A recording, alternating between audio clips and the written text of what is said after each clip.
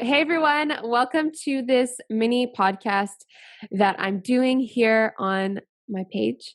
I don't really know what it's supposed to look like right now, but we are trying to figure things out as we go along. And today I have the amazing Gina Borger here. Is that how you say your name? Borger. Borger. I'm so sorry. Ah. Well, we'll keep that in. I'm sorry. I've known my best friend here. Like, we've known each other since I was 13. You must have been like 14 going into 15. Yeah. And you don't have the same name that I am used to. So it's just weird for me. Exactly. So it's weird to me to call you your married name now. So Gina Borger is here today, and she is a writer. She is a poet. She is an amazing friend, very authentic person. She really knows how to live authentically and knows how to portray that on her social media. And I'm super proud of her because she actually just launched her it's been a while now, but she's been really integrating more and planning more on her other Instagram page, which is not her personal page, but it's for her blog. And she puts her writing there and her thoughts and her poetry. So thank you, Gina, for being here with me today. And today, the topic is authenticity on social media, what that looks like. And also, we're going to answer some of your questions. Awesome. Thanks for having me, Seth. Shall I ask my first question? Well, I mean, we're just going to get into it. How did you start social media? Yeah, so obviously, like, I've had my social media account, my main one, for a while, but only in the last year or so have I actually been more intentional about posting and about integrating like personal, like creative writing and stuff into my social media. Before it was basically just a platform to post memories and pictures. There was no intentionality behind it. Yeah. And so, I know that it's been in the last year that you've been more on your darling. Oh Lord. The depths. Yes. You can keep that. It's funny. Where's my brain? Oh my God. Because I interned for Darling. I know you did. Okay. Have an amazing Instagram page. The depths. That is your heart on social media. When did that start? When did that idea come to fruition? And why did you want to develop that on Instagram? And where are you now in regards to the depths and how it looks like, moving forward in your social media on that? Absolutely. Yeah, so the depths was, I feel like, this idea that was a long time coming. And it was a lot of processing and just brainstorming and thinking and all that stuff. The depths comes from like this larger idea to eventually, like, one day have this creative idea to have my own magazine. And so I would say like that really started in 2013, where I want to have my own magazine and just pursue creative writing and writing professionally. And only in the last 2 years, I don't remember the exact year, but I think it was in the last years where I made a personal account for that. Like kind of highlighting my writing and poems and my blog, essentially. However, I've kind of been on and off. I find having two accounts is hard to manage sometimes. It just takes up a lot of time, and it obviously requires a lot of intentionality and, thinking ideas and content and all that stuff. And so I've kind of been back and forth with it. Trying to also integrate some into my personal account now.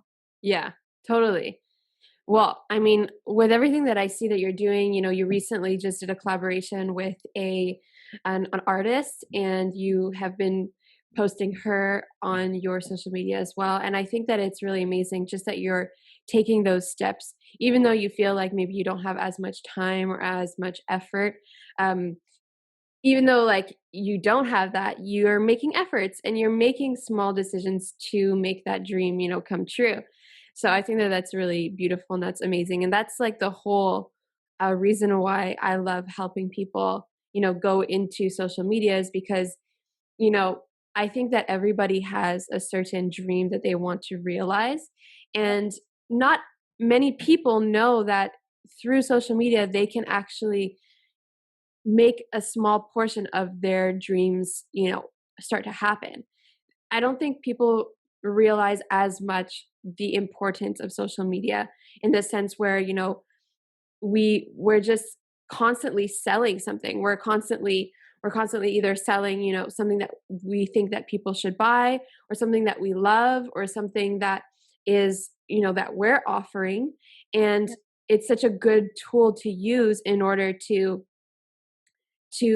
have a means of, either starting a business or making our dreams of, one day, as you said, have a magazine. What does it look like for people to, taste and see a little bit of what you have to offer for the future? Yeah. And, that's why I love social media. So I think that like a big question that I wanted to ask you is that because you are on social media sharing, blogs, sharing your heart, what does it look like to be authentic on social media without, being like too authentic and sharing like literally your whole life um, and without being like this almost like fake authenticity. I don't know if you know what I'm talking about, but like this like transparency where somebody put it really, really good. Where they said transparency is you let people come into like a living space and you say, hey, you can look at what's inside of this living space, but you can't sit and you can't like be with me in it, but you can look at it. And authenticity is like, oh, like come in, let's sit together, let's talk, use this space. And I think that people are misinterpreting that. So I'm wondering like, how do you interpret that for your social media? And how do you make that happen without, as I said, divulging all of your heart and everything about your life? Yeah, no, for sure. I think that's a really good question. I think that there is a time and a place for everything. Um, and I think it's healthy to have boundaries with what you share and what you don't share. I mean, I have that with people in my life. Um, Mhm. you're not gonna, like share your whole entire heart with like randomly just, what is it, word vomiting, like on a Mhm. random stranger, that you come Mhm. across the street. So I think having wisdom in that and just being really strategic. Like I think it's not I think it's just understanding those boundaries. I don't Mhm. I feel like I don't go, like I said, there's a time and a place. So when I'm on social media, I have those people in my life that I'm vulnerable with, that I share my heart with, that know everything. So social media is not necessarily my place to do that. Um, and I am selective with what I share. Um, but I also love to be relatable and love to, I think you can still remain authentic in that place. And I think, social media is also like a really amazing place to meet people. And I think, once you start to meet people personally, have private conversation, like I think like it kind of has a domino effect. So you can, share one thing. I'll share a poem, Yeah. that has a personal message, and then maybe someone will message me, and then I think things can Okay. grow. And if that makes sense. Okay. So would you say that, in those instances where people have responded back personally on a private message, that you're able to be, bring them in a little bit more and share a little bit more, or you really don't do that? You reserve that for, your people. I would say that it depends. I think it's a very I wouldn't say it's black and white. I would say that it depends. I feel like I have had moments where, a conversation comes out of a post and, I engage in it and it goes somewhere and it's great. And it's obviously, we're digging a little deeper than, what the post was just Yeah. a sharing. Um, but I would say that I think the people I live life with daily, or the people like in my circle of friends, which I hope everyone has, but like I think they do have the privilege and, honor of seeing Gina fully. Yeah. So, and I think that's so you, yeah, of course. So you would say more like, the people who really do know you, your heart, that they'll see a post like that and they'll, maybe respond by a text message and say like, hey, I love what you wrote. I know how you're doing. I know like what this is about. And they're able to encourage you and be real with you. So it's almost like you're saying that it's like it's a triune thing. It's like, you can be like, you can give a certain aspect of your authenticity on social media, but then with your really close people, it'll become like a deeper talk, a deeper conversation on social media or on social media, on text message or face to face. And then you can also have those conversations with people that are not necessarily in your circle, but you can bring them a little bit deeper as well, in DMs and all that stuff. Yeah. Ultimately, like, it brings me back to this quote that I saw the other day. I used it in a school project, but it was her name was Priya. I forget her last name, but it was all about connection. And it was like, connection is this beautiful thing, but the reality is we need to actually create space for connection. Yeah. Connection to happen, right? Create gatherings that,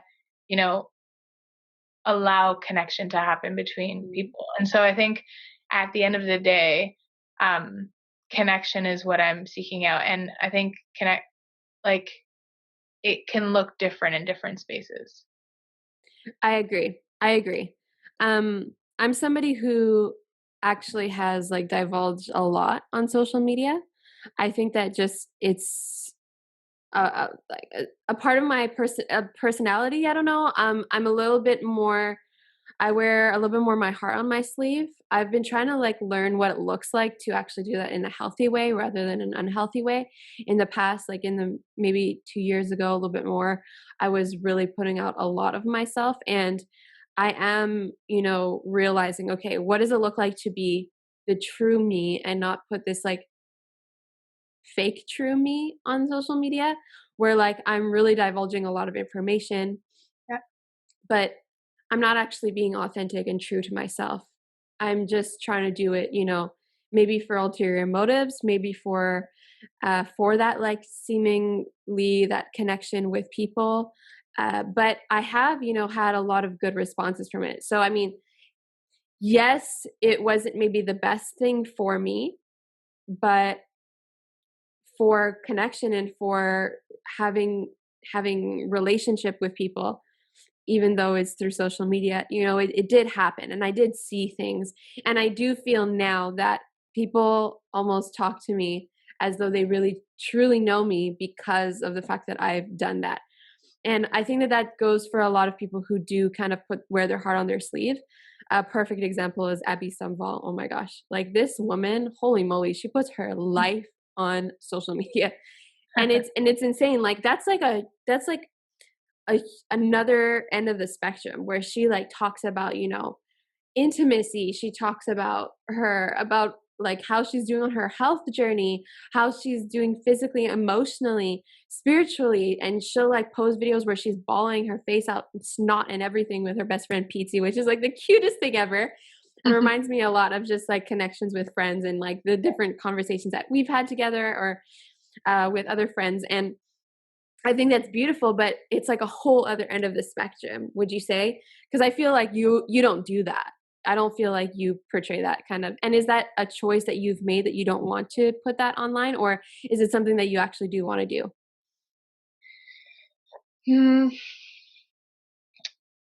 I don't know how I feel about it. I think for me, like I said, I think there's a time and a place, and I think sometimes we go with what we feel, and it can maybe it feels uncomfortable, and it is not the norm, but you get really good responses, and it's good, right? But I think the first thing that comes to mind, like when you ask that, is like I just think, well, I have people in my life that I'm like I cry with in person. So for me to I don't I feel like it's not a controversial thing, but sometimes I wonder, I think there's a lot of other elements and factors that play into it. So when you mentioned Abby, and I think for her, she has quite a big platform, and she's really, her, like, a lot of what she does uh, uh, um, is like centered around like emotional health and that journey of, being vulnerable and that. And so I think it doesn't feel that out of place for her to post things like that. I Mhm. feel like she's kind of set the tone for that. Mhm. I feel like for me, or for I think you have to know your niche. So sometimes I think it doesn't feel so fake with her. Mhm. And when I think of like the greater, like, I'm like, are humans meant to do that? I don't know. I don't feel, I don't know. I You don't don't know. feel compelled to do that. No, I don't. And I think a lot of my emotional needs are met, not necessarily from, they're not, my emotional needs and physical needs, and things like that are not met through social media. Like, Mhm. so I think I can, you know maybe write it in a caption form and share about things, but I'm never going to share something I'm presently going through on social media, if that makes sense. Just Okay. because I want to be intentional with the people around me. I have a little rule of thumb, but it's I I don't allow myself to share something on social media if I haven't first shared it, like, with my husband, or a Mhm. friend, family member, just because I think, especially when it comes to hard stuff, I think it's just important for me. Yeah, that makes total sense, and I totally see where you can come from with that. Like, I mean, I have not done that, to be really Yeah, honest with you, but I can see where the thought process can come from because, like, also, I think I don't know if maybe if this also does play in your factor, but you do live in another city, and your family is in like a whole other city, and so maybe you don't necessarily have the time to tell them, oh, this is what I'm going through, this is what's happening, and then at some point, if like one of your sisters sees something on your social media, they're gonna be like, oh, what the hell, Gina, why didn't you tell us that this is happening? yeah, exactly. um and I think that there's a certain way that that plays in, but I mean, you know, to each his own, and I totally understand your perspective. I totally get that. Would I do that? I'm not doing that currently because I'm in a really big process, a really big healing journey. I've expressed that part, but I have not expressed the depth of that, and I've been on that journey. So I don't feel the need to share that with anybody. My close friends know about what I'm going through, but that I keep it to that. And I've learned because maybe in the past without the boundaries that I had put, or without the knowledge of like where I was at in the time and how my heart was doing, I would have put that online. So I wanted to get you some of your questions and hear a little bit about like your concerns about your social media and how you can grow, so we can chat about that. Yeah, for sure. So I have a question that was inspired from the beginning of our conversation, but um, I think we talked and mentioned that obviously, like, Instagram specifically is quite saturated, right? So there Yeah. is content upon content upon content, so much stuff out there, um, and so many people behind those profiles. And so I think my first question is, how there's so much, like, obviously we come across so much positive. I would say there are a lot of positive aspects to Instagram, Mhm. but in addition, there are also a lot of negative aspects and Mhm. elements to Instagram. So I was gonna say, like, how do you um, how do you protect yourself from the negative? Like, how do you, like, Mhm. where is the line as someone who is, active on Instagram, on social media? How do you, protect yourself and take care of yourself? And yeah, Totally, totally. I think a key for me that I've been on social media for quite a while. I've gone through a lot of phases. I've gone through phases of taking breaks because it was too much saturation, too much negativity. I've gone through times of like being on social media for upwards of 6 hours a day. I know that sounds crazy, but I actually, if you don't know, I'm a social media manager, so I have to manage other people's social media accounts. I have to engage with, potential clients and all of that. So it does require a lot of time. As I say to the people I talk to, it's pretty much a full-time job. So I've been through a lot of that. And I think the tips that I give to people now is know your limits. When you start to feel this, like, it's almost like we'll start to feel this anxious feeling inside of like almost like a weight of like, I can't look at this without feeling anxious. And you may be looking at something super great. Like you may be looking at a DIY, but you feel anxious. You feel like, why do I feel anxious? Why do I feel down? And that, I would say, is usually a sign of, well, there may be deeper things going on, first of all, but it's usually a sign that maybe you should just take a step away from social media for upwards of an hour, because, I wouldn't say just turn it off for 5 minutes, but upwards of an hour. Just take some time away, put some music on, do some things you have to do around the house. I don't know, whatever that may be. Yeah. That's a really good tip that I try to help, people with.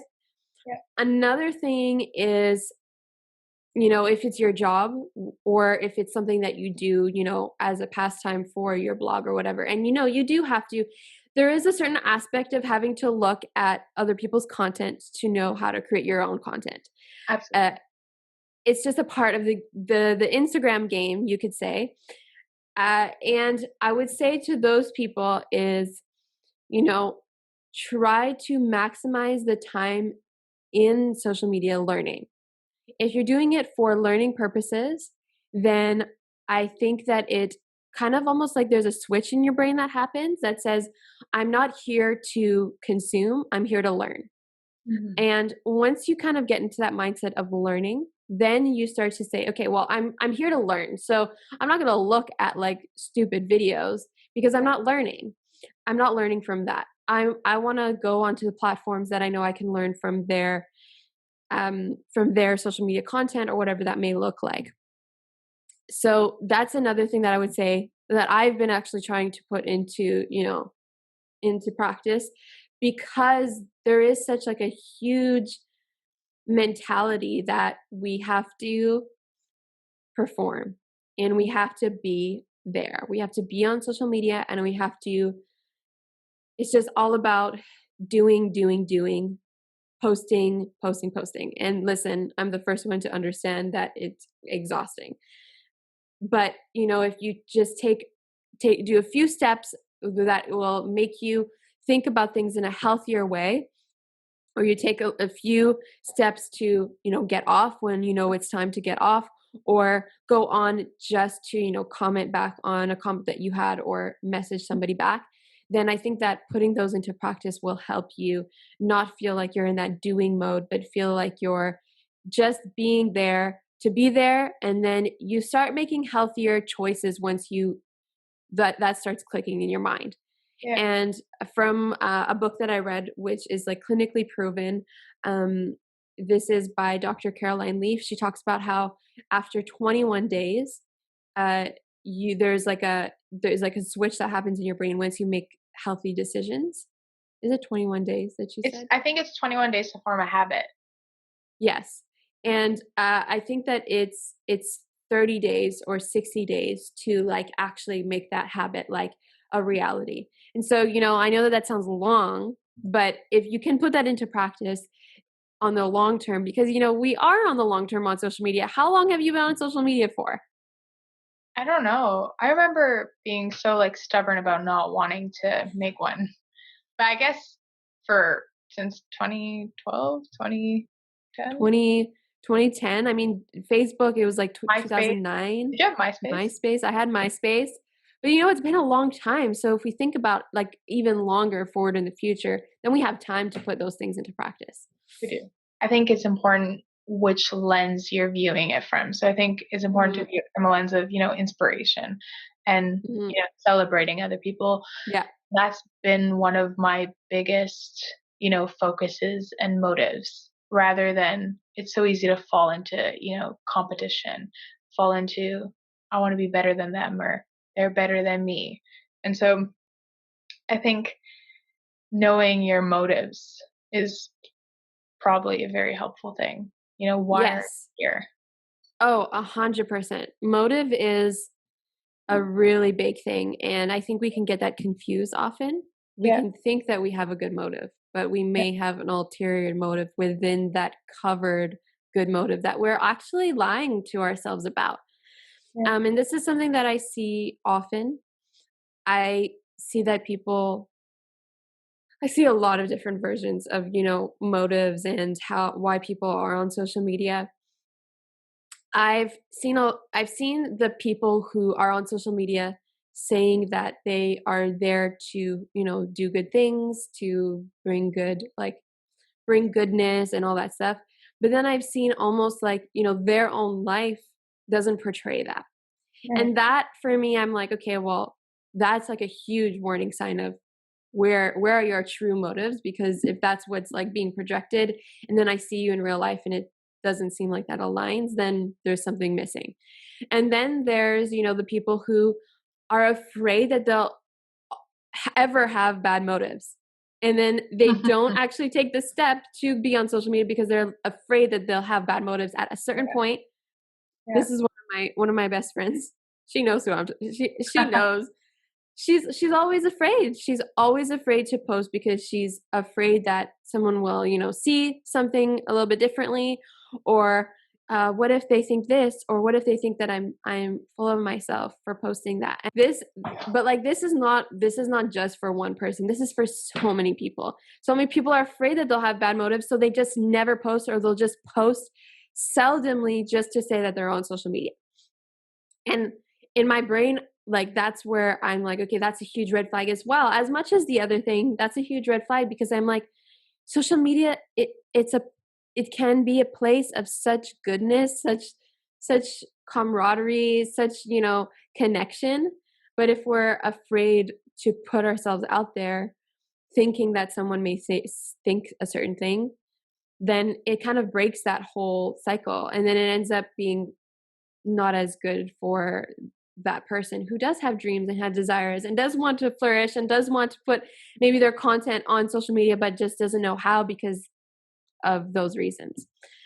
Yeah. So I would say, getting a good motive and knowing like if your motives are pure is something that, you have to figure out on your own in your heart and your time.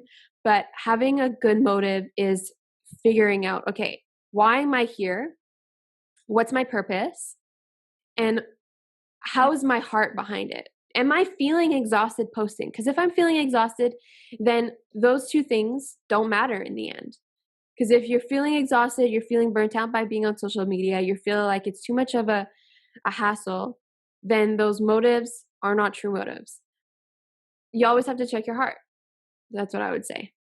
Yeah, for sure. No, I think that's good. I think that's what it comes down to. So continuing this talk of, like just motives and authenticity, how I think one of my biggest um kind of wrestles have been with authenticity. So remaining authentic while still being engaged and consistent. I do there's obviously all these formulas for posting and what times to post and what days to post and you know um, all the things you can learn, which I think is really cool and helpful to people pursuing this because I think sometimes we need that formula, the step by step. I think my struggle sometimes is I want to post, which kind of feeds off of the person you mentioned, but just like want to post, but you want to remain authentic and real and honest. And you also want to be consistent because consistency is really the key, I think, Yeah. to social media. Yeah. Just being present, right? Yeah. I don't think that needs to be every second, but it could even be posting, twice a week. And so how do you find the balance? Wow. That's like a huge, it's huge. Yeah. I would say for you personally, I know that you are in school, you work, it's a lot. I would say that if anybody is in a situation, in a circumstance like yours, you would need to find, or they would need to find, a time where it's very convenient for you, Yeah. and disregard everything that social media says about when you have to post, how you have to post, and all of that. If somebody, somebody who does have more time, there's more leeway, I would give a different, approach. But for someone who's in your position, who's either working full time, at school full time, or juggling both, married, have kids, all of that, what's important is, okay, do you have at least 15 to 30 minutes to figure out what you want to post? Okay, let's just give an example. You want to post for your blog, Instagram, and this is like the thing that you want to put more at the forefront. So how much time do you need to write a caption or write a poem? And if you already have a poem, then how much time do you need to set up a little picture, edit the picture, pre make your whole Instagram post, and actually set a timer to post it at a time that you think that is reasonable. I mean, Yeah. I would not necessarily recommend posting at 5 a.m. in the morning, but if that's your only time, then that's your only time, and then people will see it when they wake up by 7 a.m. Yeah. But yeah, find a time that's good for you, at least 15 to 30 minutes. For me, I've gotten it down to maybe 10 minutes, but that's because, I've been doing this for a little while. It's a little bit easier. But for somebody who has a little bit less experience, who needs a little bit more time to know what to write, to know how to write it, to know how to edit the photo or all that stuff. I mean, it does take time. It's a work. It's a whole little side hustle that you may or may not be making money from. Yeah. So it's finding that time. It's finding those moments. So yeah, 15 to 30 minutes. If you don't even have that, then worst case scenario, on the toilet. LOL. That's hilarious. Oh my gosh. Seriously, that's literally the worst case scenario. I mean, some of us need to do our doo-doo every day. Some of us, everybody does. Multitasking to a whole new Multitasking, level. exactly. Often we'll just be, swiping on social media while we're doing that thing. But I think that, if you can maximize your time and that's your only time to post, why not? Yeah, for sure. No, that's good. Another thing I just thought about was, that saying of, I hear this a lot. I'm in studying English literature and professional writing, and when it comes to editing and all that stuff, a lot of things you hear is, you need to know the rules before you can break them. And so when it comes to, the fundamentals of editing and writing and sentence structuring and all the things, you learn to follow the rules. And I would say once are a little further in that creative journey, you have that foundation and you're kind of set up to break them. I just thought about like social media, and I think it applies to every art, to be honest. But I was thinking like there's all these formulas about, when to post, like I mentioned before, what hashtags to use. And then you have these obviously more established influencers Yeah. who can post anytime, but they have that connection. And I guess some people call it their family, their following, whatever Yeah. you want to call it, that are they're just interested and they're engaged. Yeah. I feel like, at the end of the day, like people have the choice to want to engage or not. Like you said, you have to also tweak it to your life, not tweak your life to that. 100%. 100%. I think that that's super important. And I love what you said about knowing the rules before you break them. That is essentially what social media is at this point.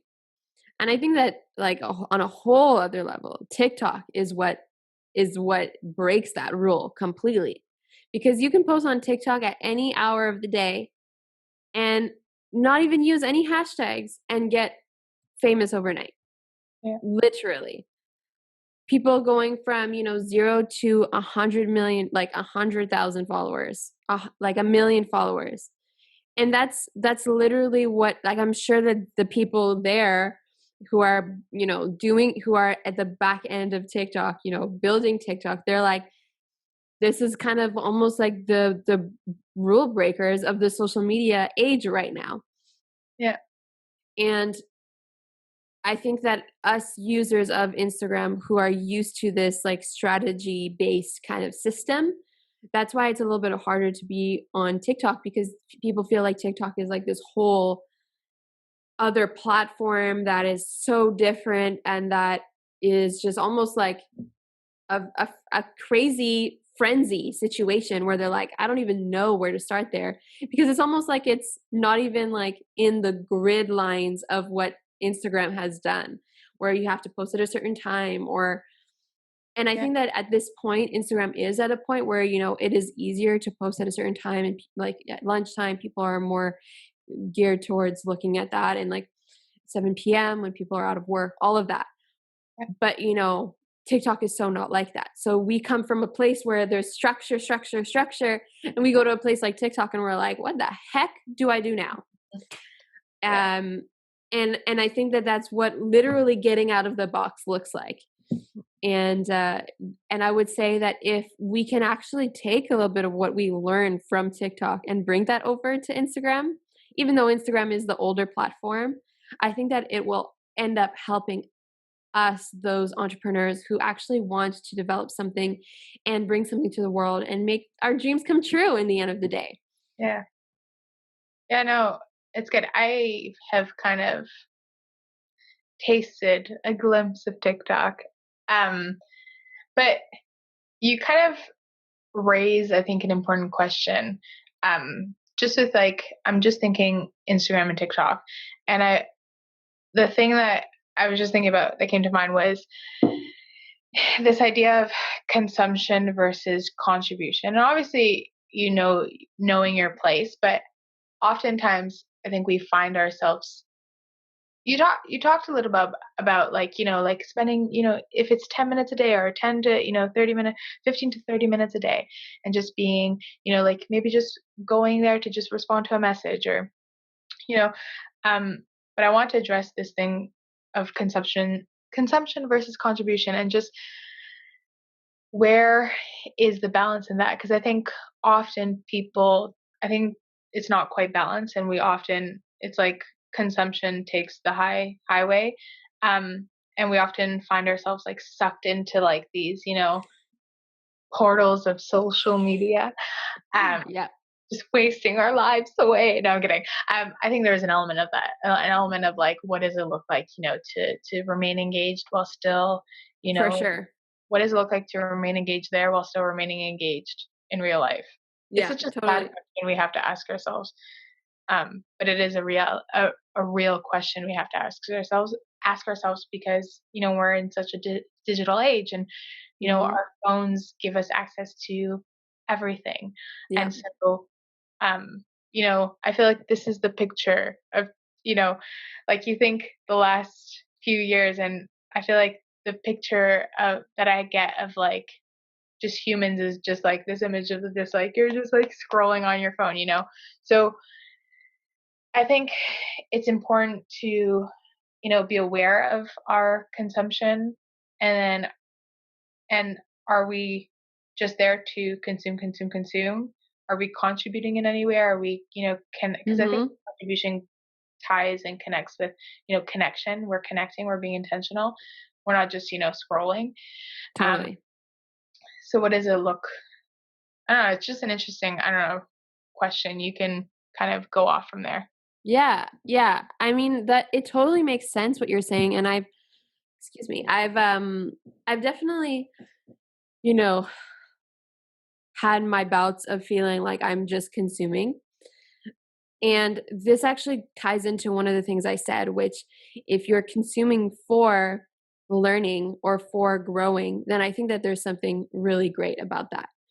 Yeah. Right now, I work from home, obviously, as many of us are right now.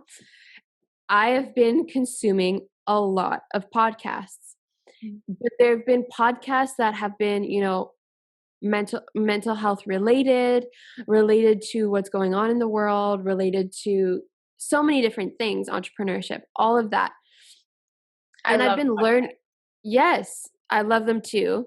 And I've been learning a lot from them. And when it comes to consumption, we have to think, how are we consuming? Like, what are we consuming? If I'm going to McDonald's and consuming McDonald's every day, then yeah, I'm going to be obese and I'm going to have liver problems and, things are not going to go well for me. But if I'm consuming vegetables every day, if I'm consuming proteins and good things and things that are going to, help my body, then it's good. And in the long term, it's all right.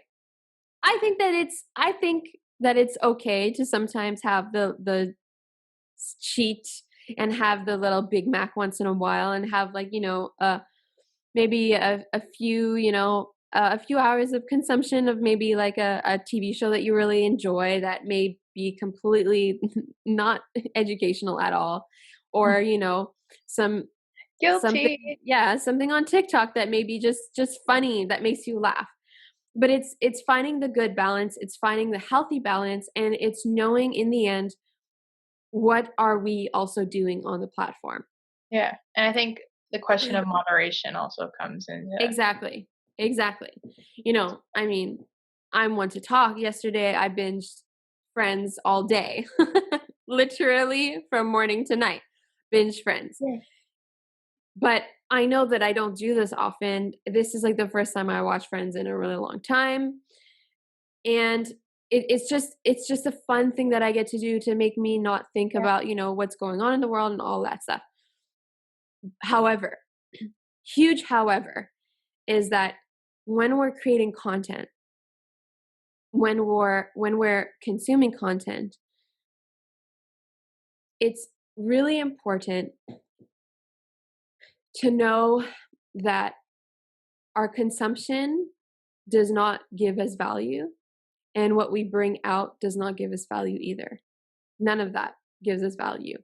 So if we consume something for a long period of time, if there's ever an aspect of guilt because we've consumed an amount of content, then I would say that there's something deeper below the surface that is getting triggered.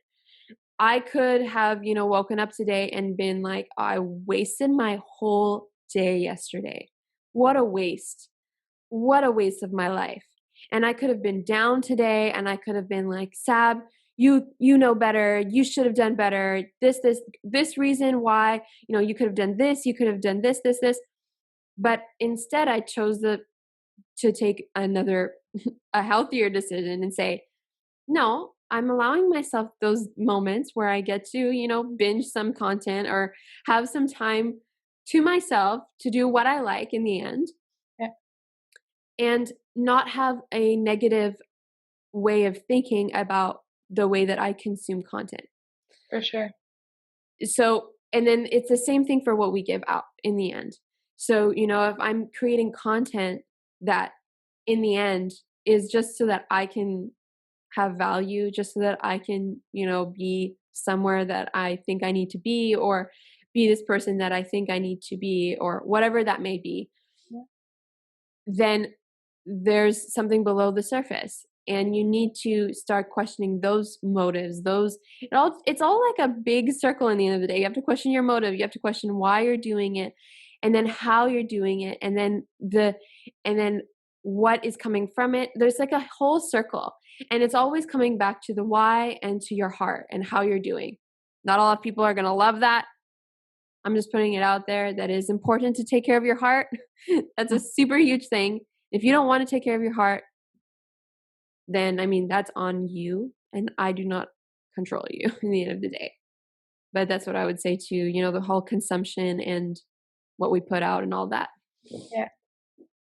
That's good. You answered every one of my questions. Those were like my 4 main questions. I love that. I think that when it comes to your social media and your content and how you create, Gina, there's something so beautiful about the fact that you really do, and I said it earlier, you really do show this authentic side of you, this authentic part of, a part of your heart that is beautiful and has like a lot of, creativity, and has a lot of thought driven, processes that you really want to bring out in the world. And I think that's beautiful. And what I would really recommend for you for your social media and how to bring that to life is start by having one day a week that you're going to post that day. As I said, that 15 to 30 minutes, whenever you feel like is really advantageous for you. Don't feel like you have to post at this certain day, this certain time, whatever. But if you stay consistent with that once a week, then you can grow to twice a week.